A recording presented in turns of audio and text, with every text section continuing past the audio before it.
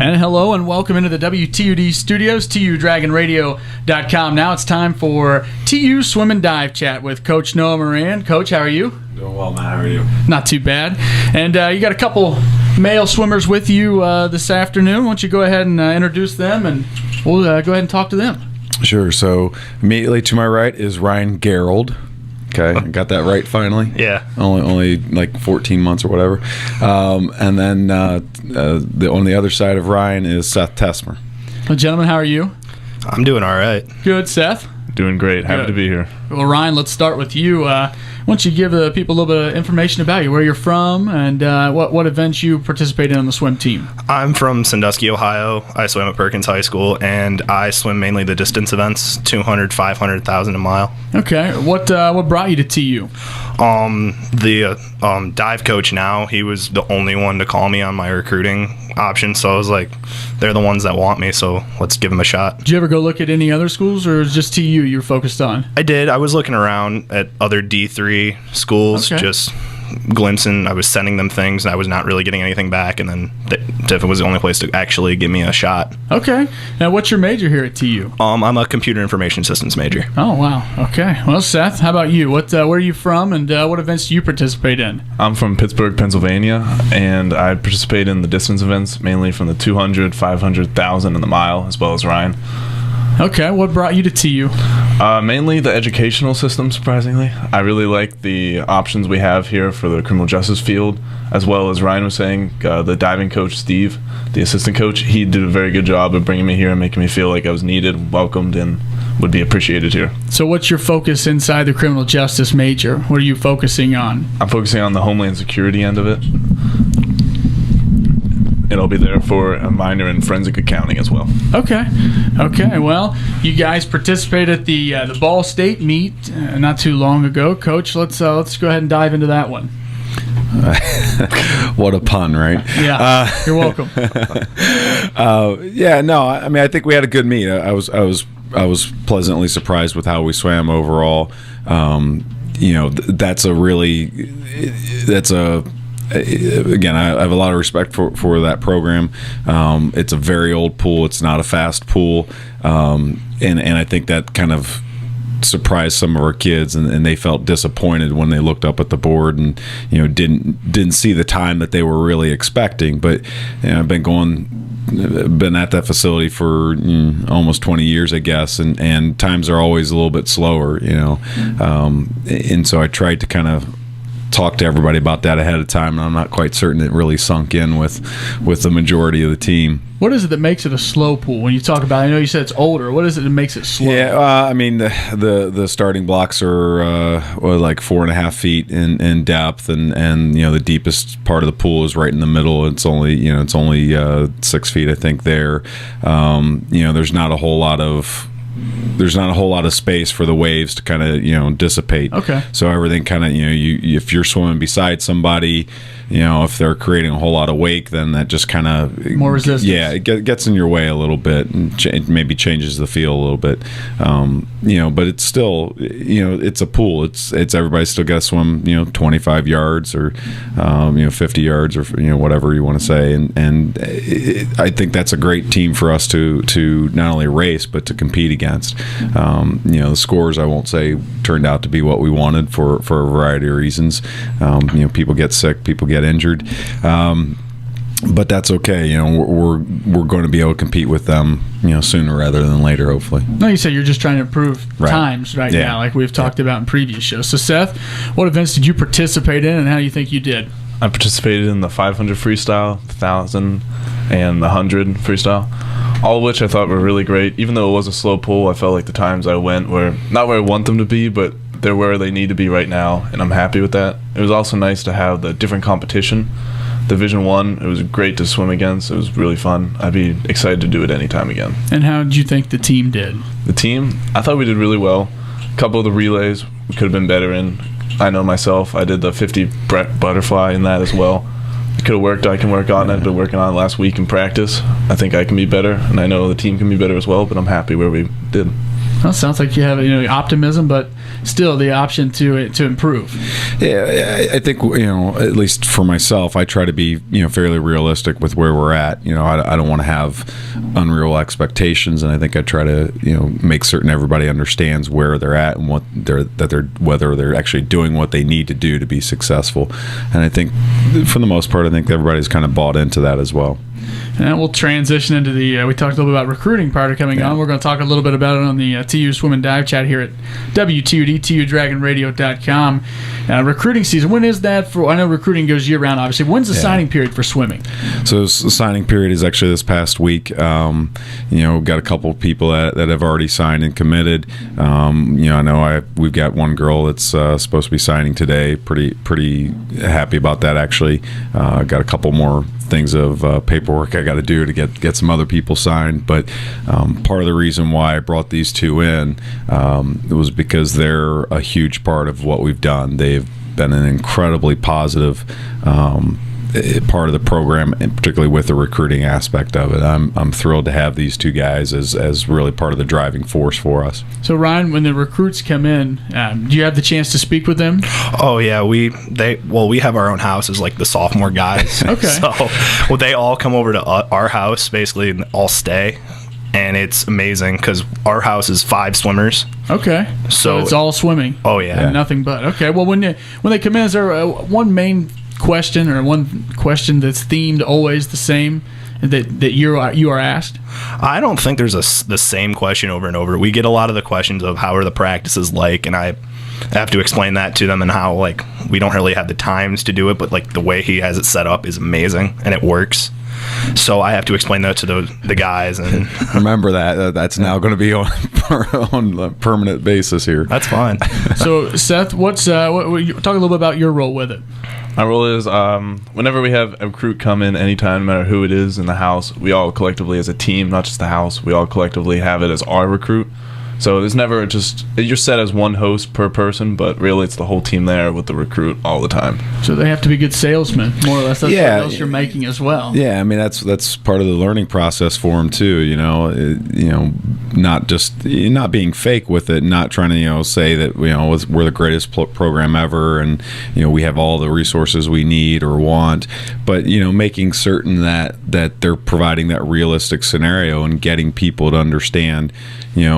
We can create a great opportunity for them. We want to create a great opportunity for them. It's just good to be upfront and honest with people, because if you sell them something you tell them something, then you get them here, and they realize that's not the case, then you're dealing with constant turnover. I think we've had that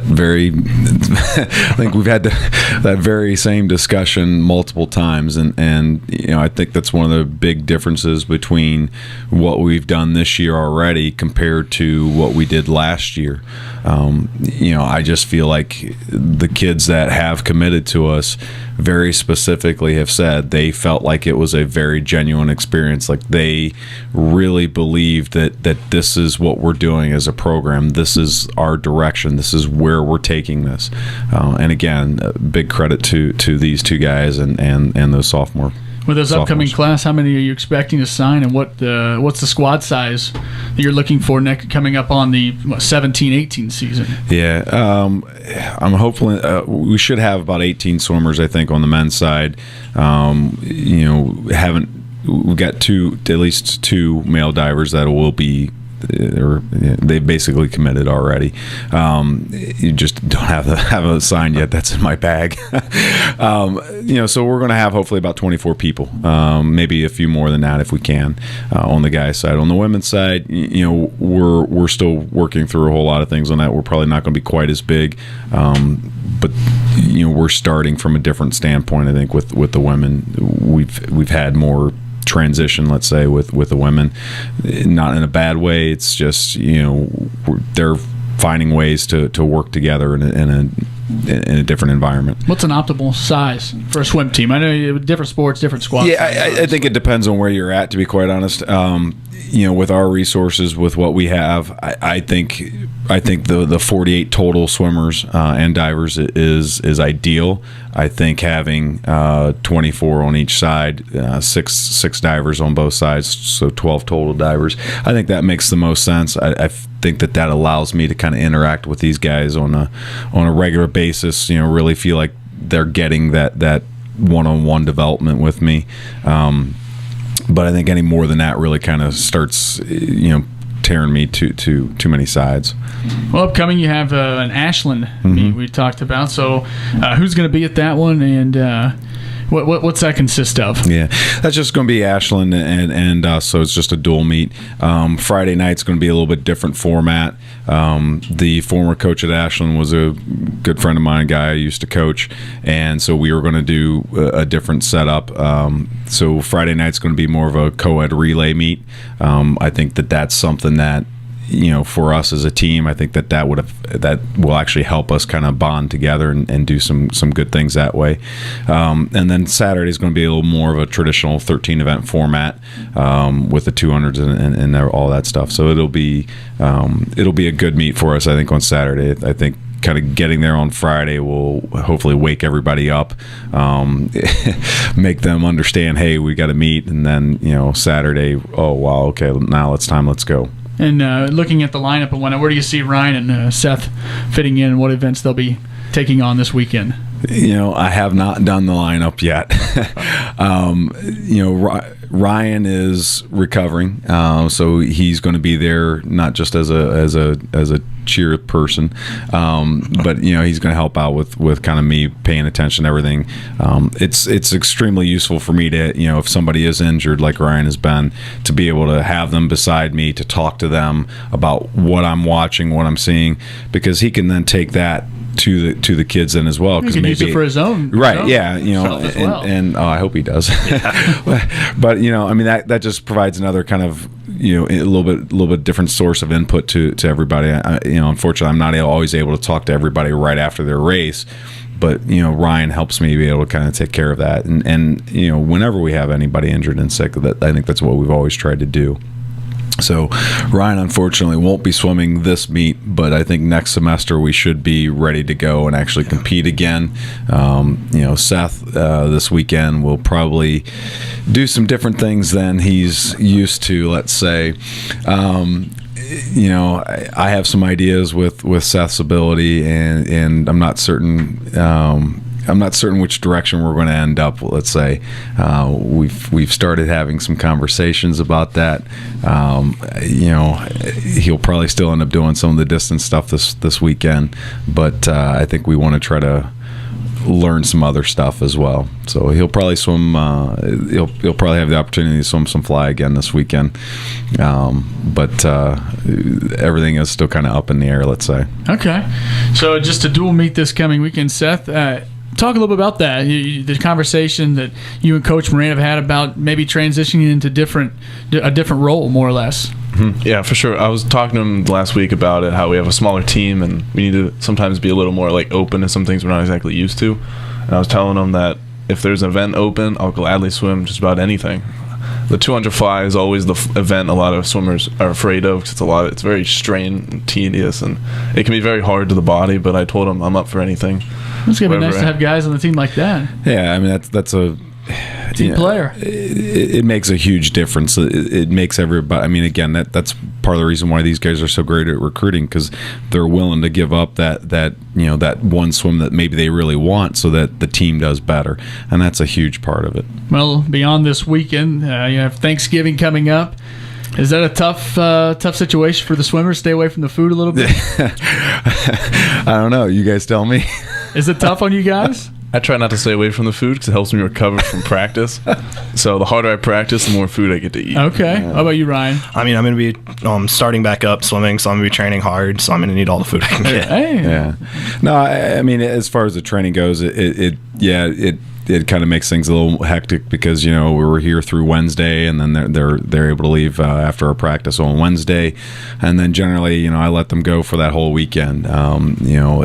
I hope they're getting in the water. They should be in the water. They know that, but it provides a good kind of break for us. The following weekend is kind of our mid-season meet, and that's the EMU invite, which I think is just a great meet for us. It provides us a little bit of a rest, with them getting to go home. I think it's a great time and fits really well in that schedule. Then the following week then is also finals, so we kind of hit that meet, and we're there Friday and Saturday, and then they come back and kind of prepare for finals. Is the EMU invite a big one? There'll be a lot of teams there. Yeah, I don't know exactly how many teams are going to be there. It used to be a bigger meet than what it was, or than what it is, which I'm perfectly okay with. It's a meet where Eastern's there, Wayne State, Ball State's men's program is there. I think Ashland is going again this year. I'm trying to remember some of the other teams that were there last year. We could balance a Division I and GLIAC opponent. Yeah. I mean, this will actually be. I think it's a great opportunity for us to go there and swim with Wayne State. I mean, obviously they're pretty good in the GLIAC, and we want to be able to compete against them. It gives us a great opportunity. This meet is a little bit more, I think, controlled for us. Not that we get to say and say this is what we're doing, but having my relationship there with those people allows us a lot more flexibility. I know I'm very comfortable there, going around that area then as well to get food and just find out the right hotel and stuff like that.